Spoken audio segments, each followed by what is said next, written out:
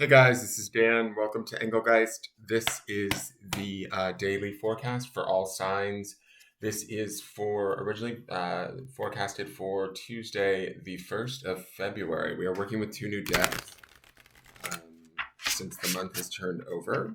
We were working with very feminine decks last month in January, so I decided to try and do something a little bit more masculine for February. So we're working with the Da Vinci Enigma Tarot by Caitlin Matthews, which should be interesting. And then we have The Seeker Oracle by PHELAN. I hope I'm pronouncing that right. So I will have links for those in the daily video description. If you're interested in purchasing them through Amazon.com and using my links, I do get a small percentage of the sale. But beyond that, this is a forecast for all signs for whenever you see it. It is originally created for Tuesday, the 1st of February. But if you're watching it on a date that, isn't February 1st, that's okay. Just, if the message makes sense, take the message rather than the date kind of thing. I believe that Spirit finds the way to get us what we need when we need it, right? So, if this makes sense to you, great. Use it to validate whatever it is that you already know or decisions you're already making. If it doesn't, that's okay too. You might just be working on something else at this time. One thing I do want you to keep in mind when utilizing any of my readings is they're here to sort of support you and assist you, but not necessarily make the decisions for you. So do please remember that. You want to be using your own free will in all situations. Please check out the drop-down menu for just housekeeping rules, things like that. And if you like the video, please hit the thumbs up button. Subscribe to the channel. Share it out with your friends.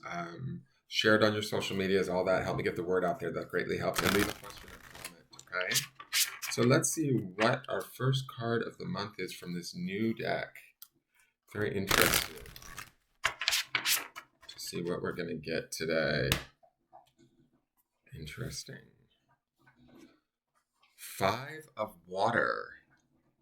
Unwinding. So it's interesting to me because yesterday's reading, right, was the 8 of Cups. And 5 of Water, I'm going to assume, is the 5 of Cups. And I like how they put this in like sort of the Da Vinci kind of way of, he was this master of sort of different, inventions, right? And so they call this unwinding. And when you think about the traditional meaning of the 5 of Cups, is sometimes the 5 of Cups is about us being fixated on the thing that isn't necessarily the right thing to be fixated on, right? It's that usually, traditionally, it's a man standing at a river with 3 cups spilled in front of him and 2 cups that are still full standing behind him. And he's unaware that those cups are full behind him because he's so upset about the fact that the 3 that are in front of him are spilled, right?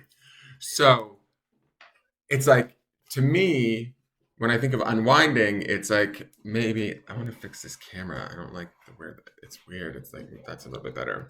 To me, this idea of unwinding is where can we unwind ourselves emotionally? Where are we fixated emotionally that maybe isn't in our favor?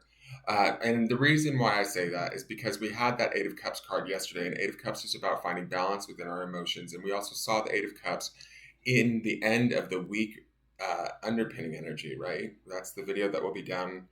That's done on Sunday. So we've seen the 8 of Cups twice already, and then we have the 5 of Cups here. And I like how they describe this as unwinding, like unraveling sort of the emotional truths around us, unraveling and seeing what's really going on with ourselves emotionally. We have right now in the early part of the week that underpinning card of the Star, which is very subtle, quiet, powerful energy of peace, right? Within us. If we don't feel peaceful or if we feel discombobulated, which let me tell you, I do a little bit still, now is the time to take this opportunity to reflect, find that peace, seek out the peace, the quietness of the Star, and honor what's going on with yourself emotionally. Honor was the stone for the week, right?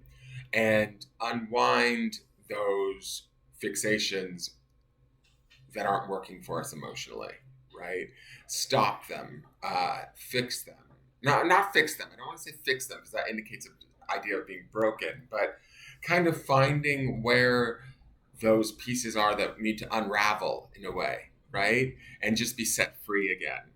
Because the interesting thing with the traditional Five of Cups is that the man, although he's upset that his cups are spilt and they're empty, it's like he's regretting a loss or whatever. He doesn't see that the river's right there. He can refill his cups quite easily.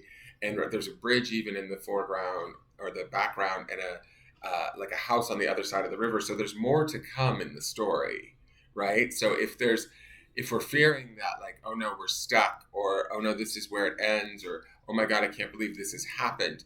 This card to me says, no, wait, what part are we focusing on here? Are we focusing on what didn't work and why?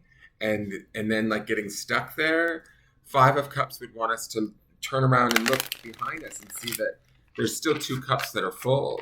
There's still a journey to be had. There's still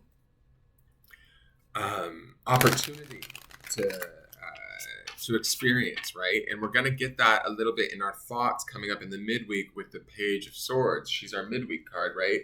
So there's this opportunity to maybe change some of our emotions and thus change how we see the world, how we communicate in the world. Remember, right now, we've just come out of Venus retrograde and Mercury retrograde at the same time. And so Mercury is still in retrograde, but Venus has just recently come out. And I gotta be honest, it kicked my ass. It's still kicking my ass. And so it's dredged up a lot of emotions for me that I didn't know were sort of still in there, if that makes sense. So to me, how I'm taking this card is it's like, okay, Dan, let's continue to sit with our emotions and really look at them for what they are, and then not let them rule over us, but let's unwind them, relax them, bring them into a better position from the piece of that star card to understand them better, right? Fives are about change. And so when we have the Five of Cups, it's about changing our perceptions or changing our views of our losses, changing our emotional script, really, in how we perceive what we deserve emotionally, or how we've been treated emotionally, or how we've reacted emotionally. And that Eight of Cups that we saw yesterday and that we see as the underpinning of the end of this week is really what we're seeking this week, I think, is to find that balance within ourselves emotionally, or that rebalance after this trip through Venus retrograde to come to a new sort of fresher version of ourselves in our emotions and in our thoughts. I hope that makes sense, guys. So let's see what this Seeker Oracle has to say. And these two decks I just felt inspired to put together. So we're going to see how they work. And our Seeker Oracle is Be a Curious Creature. So this is a griffin, which I think is kind of cool. And I love that he has a book there. He's got some sort of magic talisman. And it's like, is that a drop of blood? Looks like a drop of blood. But being a curious creature would be about maybe delving into this unwinding, delving into our emotions, instead of being overwhelmed by them, right? And instead of allowing them to overtake us and be curious about them. What is our emotional body trying to tell us, right? When we take that, and this curious creature also has a little bit of the edge of the Page of Swords, right? Because pages are always about learning, optimism, youthfulness, that sort of a thing. So there is a little bit of that energy here too with that. And you see the book, which would be swordsy kind of intelligence, intellect sort of energy there also. And he's a winged animal, which would also take me to the air element of swords. So when I'm looking at this, it sort of feels like we're blending. I hope I'm making sense. I'm not too far out there for you guys. Looking at our emotions from a little bit more of an intellectual space and a curious space, and being willing to change them. being brave enough to kind of play with them or um, uh, accept them as they are and allow them to relax a little bit within ourselves. And that's where the unwind comes. And when that unwind comes, or that release sort of comes, that's also when the cog and the wheel and everything starts to come together, right? And the old patterns or the old behaviors or the old memories no longer have the, say, the charge that they used to have over us, right? We can look at it from a maybe a more detached sort of view. I do want to read this card, and what I didn't even see what number he was actually. I guess it just goes. I don't even know how this deck works. Like, it must just go by the letters. Yeah, it is. Okay, so be of service. So be a curious creature. Let's see what he has to say. When we show curiosity by asking people about themselves and their lives, we demonstrate that we are interested. It creates communication pathways that serve to strengthen our relationships. When was the last time that you showed genuine interest in learning more about the people in your life? When we show interest, ask questions, and engage in learning, it is good for our brain. Staying mentally active is being curious, and asking questions can help our brain stay healthy and young. And that healthy and young would be that page sort of vibe too that's coming in the midweek. Curiosity can also go a long way on helping people to overcome social anxiety. If our minds are engaged by the desire to learn and ask questions, it's less likely to be focused on fictional fears. Do you often hold off on asking questions because you believe others might think your questions are silly? The only silly question is the one that we don't ask because we are afraid. It is always better to ask than it is to make an assumption or speculate.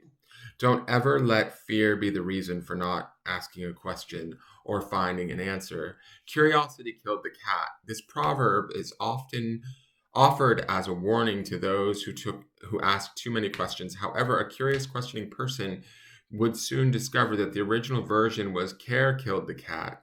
Curiosity had nothing to do with it.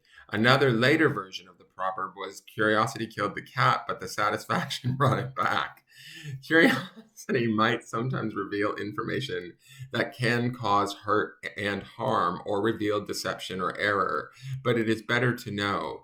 Ignorance is not bliss, not does nor does it serve anyone. Sometimes the truth can hurt, but would you prefer a truth that causes discomfort or a kind lie that deceives and paints a false reality? Love your curious creature and ask questions about everything. So what I think this is saying to us today is to ask questions about where we're at emotionally and what can we let go of, what are we focusing on, how are we focusing on it, is it really the best thing for us? And if we're focused too much on our emotions, because we are seeing a lot of cups so far in these readings, maybe this curious creature is saying, like, go help a friend, ask somebody else about their life, right? And get a little perspective on them and get outside of your own space enough to help your own emotional state unwind, to help you sort of get out of your own space of friction or tension, right? And allow that to assist another and you in the process. Does that make sense? So it can be used in both ways as far as I'm seeing it. Here is the grounding stone for the day. It is on carnelian, which to me associates with the first chakra, and the word is miracle.